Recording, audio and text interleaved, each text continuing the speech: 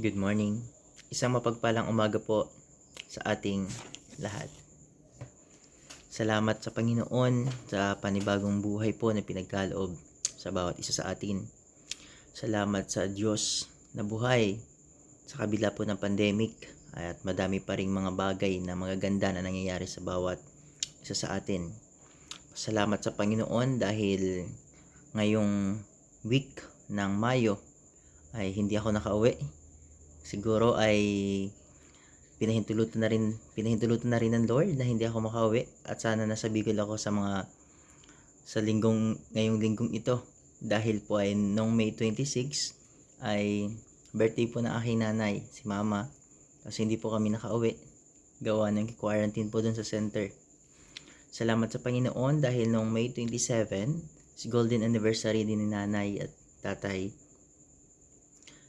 Salamat sa Panginoon na hindi kami nakauwi. Pero sa kabila ng bagay na yon ay naging maayos naman po ang handaan, ang kasiyahan sa pamilya namin sa Bicol. Salamat ako sa Panginoon dahil nairaos ng pamilya namin at sa awat habag ng Diyos, naging maayos naman ang kasiyahan at ang selebrasyong iyon. Ayan, praise God sa pagkakataong pong ito. Kaya tayo po ay nasa pandemic, kaya sumusunod po tayo sa protocol na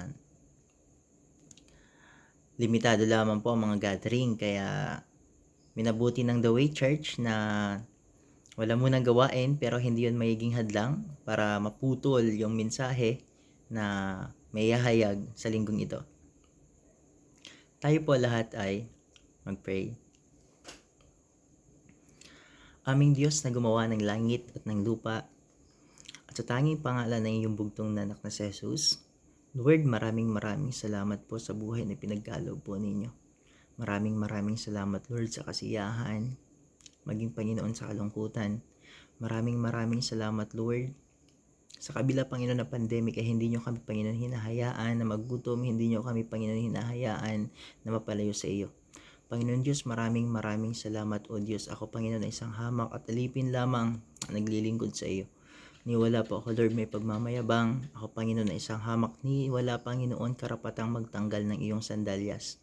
Maraming salamat, O Diyos, dahil sa bagat awak po ninyo ay nandito po kami at kami po, Panginoon, ay buhay, ay may kalakasan, mayroong karunungan. Maraming salamat, Panginoon, sa dakilang pag-ibig po ninyo sa bawat isa sa amin. Panginoon, nagpapakumbaba po ako, humihingi ng kapatawaran sa mga pagkukulang, kahinaan namin, Lord. Patawarin niyo po kami, Panginoon, sa mga pagkukulang, kahinaan namin. Naway, Lord, pinapatawat na rin po namin ang mga taong nagkasala sa amin, maging ang mga taong magkakasala pa. Lord, maraming salamat, O Diyos, naway ang maihayag na mensahe sa pagkakataong ito ay maging daluyan ng kalakasang espiritual sa kapwa po namin, kapatid namin na nanampalataya sa iyo. Naway maging daan ang mensaheng ito para mas lumagi sa pananampalataya po sa inyo. Maraming salamat, O Diyos. Pinupuri po kita, Panginoon Espiritu at katotohanan. Sa iyo, Panginoong Jesus, ang kapurihan magpakailanman. Sa tanging pangalan ng bugtong na anak na si Jesus ng aming Diyos, tagapagligtas. In Jesus' name, Amen. Ayan, praise God. Sino na po dito sa inyo ang nakarating sa La Union? Dito po ba sa Kalaka? Ay meron po ba dito sa Kalaka ng puno ng ubasan? Puno ng ubasan. Familiar po ba sa atin ang puno ng ubasan? O yung ubas, prutas ng ubas. Ayan. Alam po ninyo, yung prutas ng ubas is bibihira makita sa iba-ibang probinsya.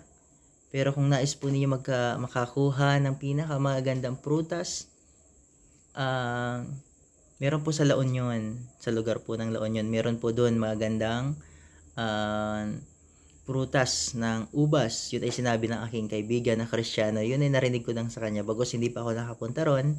Pero may madaming ubasan po talaga dun sa La Union. At dahil po speaking of ubas ang pagbibigyan po nating pagkakataon sa pagkakataong ito ay 1 chapter 15 verse 1 to 17. Ang tunay na puno ng ubas. Ako ang tunay na puno ng ubas at ang aking Ama ang tagapangalaga. Inaalis niya ang bawat sangang hindi nagbubunga at kanya namang pinuputulan at nililinis ang bawat sangang nagbubunga. Upang magbunga pa ng lalong sagana, nilinis na kayo sa pamamagitan ng salitang sinabi ko sa inyo. Manatili kayo sa akin at manatili din ako sa inyo. Hindi magbubunga ang sangang hindi nanatili sa puno. Gayon din naman, hindi kayo magbubunga kung hindi kayo nanatili sa akin. Ako ang puno ng ubas at kayo ang mga sanga. Ang nanatili sa akin at ako ay sa kanya ang siyang nagbubunga ng sagana, sapagkat wala kayong magagawa kung kayo'y hiwalay sa akin. Ang hindi nananatili sa akin gaya ng sanga ay itatapon at natutuyo. Ang ganoong mga sanga ay tinatapon, inihagis sa apoy at nasusunog. Kung nanatili kayo sa akin at nananatili sa inyo ang aking mga salita, hingin ninyo ang anumang nais ninyo at matutupad iyon para sa inyo. Napaparangalan ng aking Ama kung kayo'y masaganang nagbubunga, at sa gayon, kayo'y magiging mga alagad ko. Kung paanong iniibig ako ng Ama, gayon din naman iniibig ko kayo. Manatili kayo sa aking pag-ibig. Kung itinutupad ninyo ang aking mga utos, mananatili kayo sa aking pag-ibig. Kung paanong tinutupad ko ang mga utos na aking Ama, at ako'y nanatili sa kanyang pag-ibig. Sinabi ko sa inyo ang mga bagay na ito upang mapasa inyo ang kagalakan ko, at nang sa gayon ay malubos ang inyong kagalakan. Verse 12, ito ang aking utos, magmahalan kayo, gaya ng pagmamahal ko sa inyo. Ang pinakadakilang pag-ibig na maaaring taglayin ng sinuman para sa kanyang mga kaibigan ay ang iaalay ang kanyang buhay para sa kanila. Kayo'y mga kaibigan ko kung ginutupad ninyo ang aking mga utos. Hindi ko na kayo tinuturing na mga alipin, sapagkat sinabi ko sa inyo ang lahat ng narinig ko sa aking Ama. Hindi kayo ang pumili sa akin, ako ang pumili sa inyo. Hinirang ko kayo upang kayo humayo at magbunga at manatili ang inyong bunga. Sa gayon, ang anumang hingin ninyo sa Ama sa aking pangalan ay ibibigay sa inyo. Ito ang utos ko sa inyo, magmahalan kayo. Tayo mag-pray. Aming Diyos na nasa langit, sa tanging pangalan ng aming Diyos sa tagapagligtas, in Jesus' name, Lord, maraming salamat po sa mensaheng naihayag. Maraming salamat po, Lord, sa karunungan, comfortness. Maraming salamat, Lord, for the fruit of the Holy Spirit. Maraming salamat po, Panginoon, sa mensahe na ang tunay na puno ng ubas. Lord, na may maging daan ito para sa paglago sa pananampalatayas namin sa inyo. Na may maging daan ito para mapapurihan ka, Espiritu at katotohanan. Panginoon Diyos, maraming salamat po. Ito ang aming samot dalangin sa tanging pangalan na bugtong na anak ni Jesus. In Jesus' name, Amen. Ayan, praise God.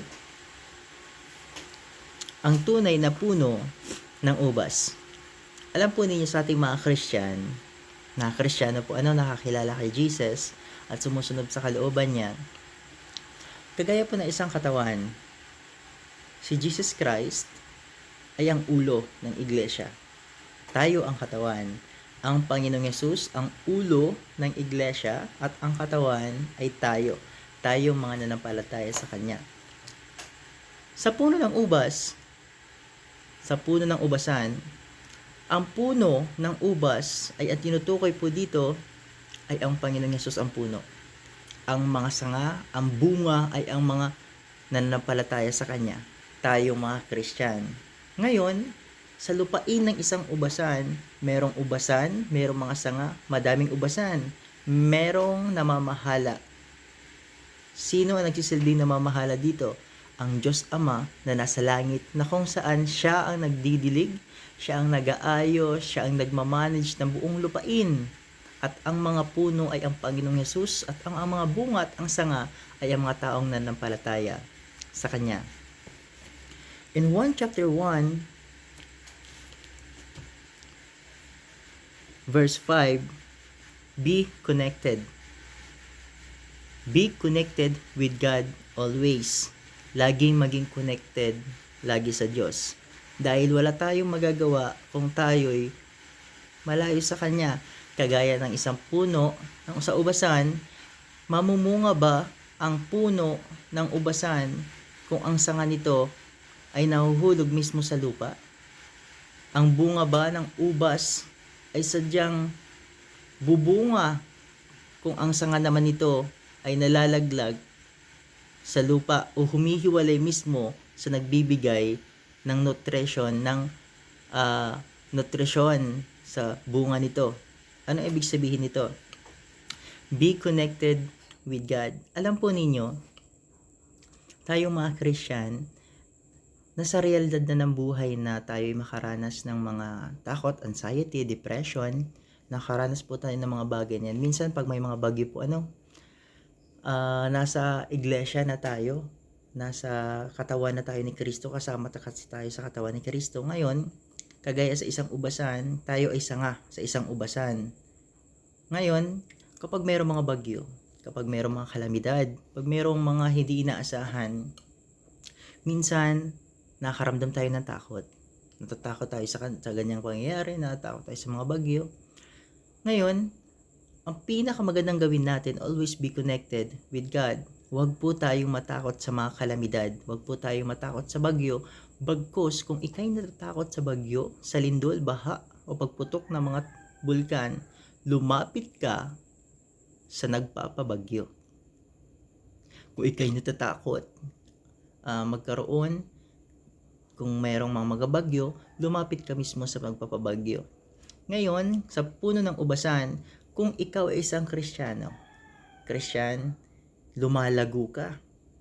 Lumalago ka bilang isang Kristyan, bilang sumusunod at nanampalataya sa Panginoong Hesus. Kapag ikay nakakaramdam ng bagay na pagkabalisa, mas lumapit ka sa Diyos. Sapagkat ang tunay na puno ng ubas ng aking Ama, ang tagapangalaga, nililinis niya sa pamamagitan ng salitang sinabi ko sa inyo, manatili kayo sa akin at manatili din ako sa inyo. Hindi magbubunga ang sangang hindi nanatili sa puno, gayon din naman, hindi kayo magbubunga kung hindi kayo mananatili sa akin. Always be connected with God. In Juan chapter 15, verse 5 to 8, the warning and the promise. Ang Panginoon Diyos ay nagbigay ng pangako. Ang Panginoon Diyos ay nagbigay ng babala. 1 chapter 15 verse 6, ang hindi nananatili sa akin gaya ng sanga ay itinatapon at natutuyo. Tayo mga Christian, paano tayo lalago sa Diyos? Paano tayo lalago yung pananampalataya natin sa Kanya kung mismo lumalayo ka sa Diyos? Ang Diyos ang nagbibigay ng buhay. Ang Diyos ang nagbibigay ng ikabubuhay. Ang Diyos ang nagbibigay ng lahat ng bagay na nandito sa lupa para sa atin. Halimbawa po nito, minsan wala po tayong mga trabaho. Wala tayong ikabubuhay. Minsan nanlulupaypay. Kung wala tayong ikinabubuhay, bakit hindi tayo lumapit sa nagbibigay ng buhay? Bakit hindi tayo lumapit sa nagbibigay ng ikabubuhay? Kung meron tayong family po, meron naging critical yung buhay niya, meron tayong kapamilya, delikado yung buhay niya, nagkakaroon ng problema, may sakit o anumang status yan, bakit hindi tayo lumapit sa nagbibigay ng buhay?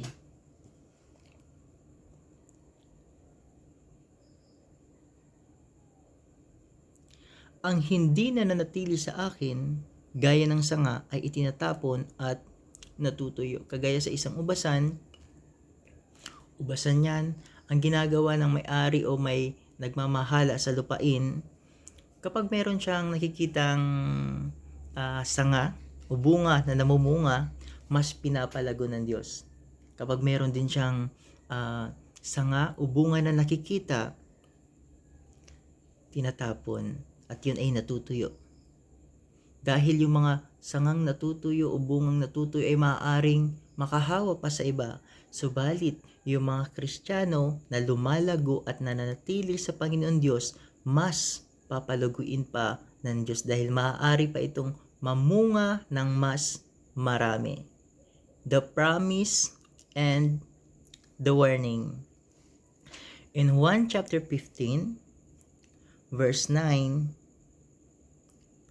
to 17, sinabi ko sa inyo ang mga bagay na ito upang mapasa inyo ang kagalakan ko, at nang sa gayon ay malubos ang inyong kagalakan, ito ang aking utos. Magmahalan kayo, gaya ng pagmamahal ko sa inyo. Ang pinakadakilang pag-ibig na maaaring taglayin ng sino man para sa kanyang mga kaibigan ay ang ialay ang kanyang buhay para sa kanila. Kayo'y mga kaibigan ko. Kung tinutupad ninyo ang aking mga utos, hindi ko na kayo tuturing na mga alipin. Sapagkat hindi alam ang alipin ang ginagawa ng kanyang Panginoon, sa halip ituturing ko kayo mga kaibigan sapagkat hindi ko sa inyo ang lahat ng narinig ko sa aking Ama. Hindi kayo pumili sa akin, ako ang pumili sa inyo.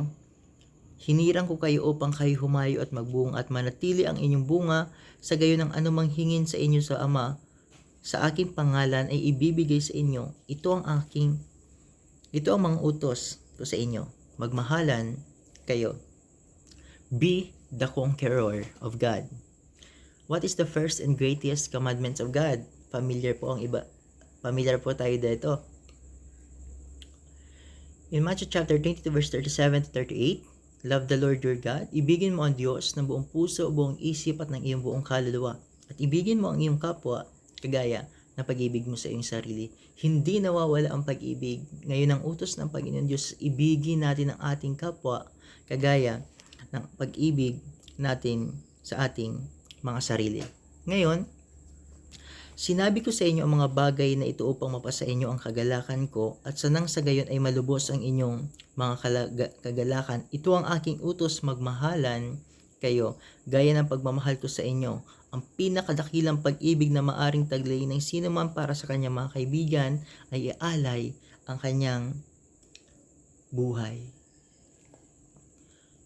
Hindi kayo ang pumili sa akin, ako ang pumili sa inyo. Hinirang ko kayo upang kayo humayo at magbunga at manatili ang inyong bunga, sa gayon ang anumang hingin ninyo sa Ama sa aking pangalan ay ibibigay ko sa inyo. Ito ang mga utos ko sa inyo. Magmahalan kayo. In Matthew chapter 6 verse 33, seek first the kingdom of God in His righteousness, and all things shall be added unto you. Ang sabi ng Panginoon Diyos in Matthew chapter 6 verse 33, hanapin po ninyo ang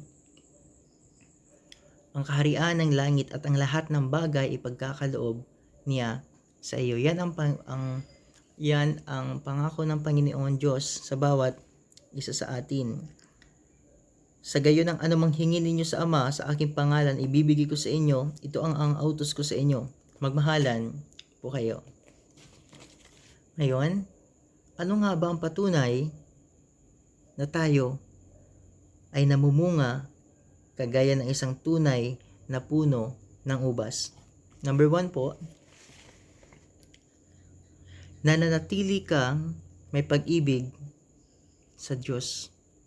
1 chapter 15 verse 1 to 5, ako ang tunay na puno ng ubas at ang aking Ama ang tagapangalaga. Inaalis niya ang bawat sangang hindi nagbubunga at kanya anumang pinuputulan at nililinis ang bawat sangang nagbubunga upang magbunga pa ng lalong sagana. Nananatili ang pag-ibig sa Diyos. Kung ikaw ay namumunga bilang isang Kristiyano, dapat nananatili ang pag-ibig mo sa Diyos.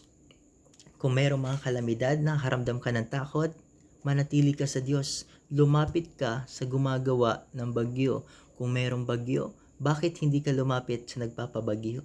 Kung mayroong nawalan ng buhay o naghihinagpis na buhay, bakit hindi ka lumapit sa nagbibigay ng buhay? Manatili ang pag-ibig sa Diyos. Number 2, lumalago bilang Kristiyano kagaya ng puno ng ubas na hitik sa bunga nito. Ang pagiging Kristiyano ay dapat lumalago ka. Lumalago tayo sa pagiging Kristiyano. Kung noon ikaw ay nakakilala, ganitong level mo, kung lumalago ka bilang isang Kristiyano, yun ay nakikita dapat sa mga gawa mo. Ang paglago ng isang Kristiyano at higit sa lahat, nakikita yung fruit of the Holy Spirit sa buhay mo. Mas nangingibabaw ang pag-ibig, mas nangingibabaw sa sarili mo, yung mga bagay na bunga ng Holy Spirit sa iyo. Nabubuhay ka na napaibig, na naayon sa pag-ibig. Meron kang pagtsatsaga, meron kang pagpapasensya, mahabang pagpapasensya, kahinahunan, at higit sa lahat, lumalago ang buhay mo bilang isang Kristiyano. Lumalago bilang Kristiyano kagaya ng puno ng ubas na hitik sa bunga nito. Number 3, lumalago ang karunungang spiritual at isinisabuhay ito. Kung lumalago tayo bilang isang Kristiyano kagaya ng isang hitik na bunga sa isang ubasan, lumalago ang ating karunungan. Karunungang espiritual at yun ay sinasabuhay po natin. Ano ang mga bagay na to? Ang salita ng Diyos. Sabi nga ng ating mga kapatid na mananampalataya, ang pagkain espiritual ay ang salita ng Diyos. Ngayon, kung ikay nananatili sa Diyos, nananatili ka sa puno ng ubasan, nakikita sa sarili po natin ang paglago ng karunungan spiritual. Nakikita sa bawat isa sa atin yung mga bagay na naaayon sa salita ng Diyos na kung saan mas madami tayong mga ginagawa ng naayon sa kalooban niya kumpara sa mga makabundong bagay. At higit sa lahat, isinasabuhay, hindi mo lang alam ang bagay na to, kundi isinasabuhay mo ang bagay na ito. Ang sabi ng Panginoon Diyos, love your enemy. Ibigin mo ang iyong kaaway. Ang karunungan ng tao, hindi ang iibigin kasi nasaktan. Kung ang karunungan lumalago sa iyo, ibigin mo ang kaaway mo. Roma chapter, nasulat sa book of Roma, kung ang iyong kaaway ay nauuhaw, painumin mo. Kung ang iyong kaaway ay nagugutom, pakainin mo. Gagawin po natin iyon dahil tayo sumusunod sa Kanya. Lumalago ang buhay espiritual, karunungang espiritual, at isinasabuhay ito. Diyan makikita na ikaw ay namumunga bilang isang Kristiyano. Number 4, lumalayo sa kasalanan at hindi nagpapatuloy sa paggawa ng masama, kagaya ng puno ng ubas na malinis at sariwa. Tayo, nasa realidad tayo ng buhay na mayroong tinatawag na spiritual warfare, nandyan yung mga problema. Minsan, Kristiyano tayo, alam po na, Kristiyano po tayo, pero may mga bagay na nagawa tayo ng masama. Pag may bagay tayo nagawang masama, bakit hindi na lang natin pagsisihan? Bakit hindi na lang natin sikaping lumayo sa masama? Lumalayo sa kasalanan at hindi nagpapatuloy sa paggawa ng masama. Makakaranas tayo ng mga bagay na parang tayo nagkasala. Nakakaranas tayo ng bagay na parang may ginawa tayong masama. Naging sensitive ka sa paggawa ng kasalanan. Ngayon, sikapin natin na lumayo sa paggawa ng masama. Number 5, nakikita ang pagbabago sa sarili at nagiging bagong nilalang. In 2 Corinthians chapter 5 verse 17, kung kaya't ang isang tao ay nakipag-isa kay Kristo, isa na siyang bagong nilalang. Wala na ang dati, sapagkat siya ay bago na. Ang kapayapaan, ang kapangyarihan, karunungan sa buhay at ang pag-asa ay mas nakikita sa buhay mo. Nakikita ang pagbabago sa sarili mo at ikaw ay nagiging bagong nilalang. Kung noon may mga bagay ka na insensitive ka sa paggawa ng kasalanan, maituturing ka na ikaw ay nasa dilim, maituturing ka na maduming ubas. Subalit habang ikay lumalago at nanatili sa pag-ibig ng Diyos, nanatili ka sa puno ng ubasan, unti-unti kang nagiging bagong nilalang dahil may pag-ibig ka sa Diyos. Dahil may pag-ibig ka sa Diyos, yung ubas na nasa iyo o yung dilim na nasa iyo, habang unti-unti kang nagiging bagong nilalang. Yan ay nasusulat in 2 Corinthians chapter 2 verse 17. Ang kapangyarihang nananahan sa iyo o yung Holy Spirit o bunga ng banal na espiritu ng kahinahunan, pag-ibig, pagtitiyaga, yun ay nakikita mismo sa sarili mo. Yun ay lumalago mismo sa sarili mo. Pinapractice po natin yung bunga ng banal na espiritu sa bawat isa sa atin. Halimbawa, gagawa tayo ng bagay, merong conviction na huwag mong gawin ang bagay na yan, huwag mong gagawin. Dahil merong bunga ang banal na espiritu na huwag gawin. Lumalago. Mas nagiging active ang Holy Spirit na nananahan sa iyo dahil nanatili ka sa Diyos. Karunungan, dumadami at lumalago ang karunungang spiritual at higit sa lahat, lagi kang may pag-asa sa buhay. 2 Corinthians chapter 5 verse 17, kung kaya't ang isang tao ay nakipag-isa kay Kristo, isa na siyang bagong nilalang. Wala na ang dati, sapagkat siya ay bago na. Ang tunay na puno ng ubas. Ayan, praise God. Ang tunay na puno ng ubas, ang totoong Kristiyano ay lumalago. Tayo po mga Kristyan po, kumusta na po ang buhay Kristiyano po ninyo? Ikaw ay may kapatid, ikaw ay may tuturing na parte ng puno ng ubasan. Ikaw ay sanga, ikaw ay bunga ng ubasan. Kumusta na yung prutas na nasa iyo? Kumusta na po yung buhay Kristiyano mo? Tayo po ba ay maituturing na masaganang bunga at masaganang sanga sa puno ng ubasan? Tayo ba ay maituturing na lumalago sa iglesia, na tayo ba ay may tuturing na totoong Kristiyano sumusunod sa Kanya? Yan po ang questions na may iwan ko po sa inyo. Sa Diyos ang kapurihan, magpakailanman. In Jesus' name, Amen. Tayo mag-pray. Aming Diyos na nasa langit at sa tanging pangalan ng iyong bugtong na anak na si Jesus, Lord, maraming salamat po sa naihayag na salita. Maraming salamat po sa mensahe. Maraming salamat po, Lord, na may maging daluyan ito ng pagpapala sa bawat isa sa amin. Panginoon, maraming salamat po. Ako ay hamak at alipin lamang na naglilingkod sa iyo. Wala po ako, Lord, may pagmamayabang. Ni wala po ako, Lord, may pagmamalaki. Ni wala ako, Panginoon, karapatan magtanggal ng iyong sandalyas. Ni Panginoon, ako ay nagkasala. Panginoon Diyos, patawarin niyo ho kami. Patawarin niyo din po, Panginoon, mga taong nagkasala sa amin dahil pinapatawad na po namin, Lord, ang mga taong nagkasala sa amin, maging mga taong magkakasala pa. Lord, dalangin po namin, Panginoon, na mas lumago ang pag-ibig na nanahan sa amin. Ang pag-ibig ng pagpapatawad, pag-ibig ng pagbibigay, at pag-ibig ay pag-asa. Panginoon, maraming salamat, O Diyos. Pinupuri po kita sa Espiritu at katotohanan. Maraming salamat, O Diyos, sa iyo, Panginoon, ang kapurihan, ang kalwalhatian, sa tanging pangalan na bugtong na anak na si Jesus. In Jesus' name, Amen. All glory po belongs to God. God bless po.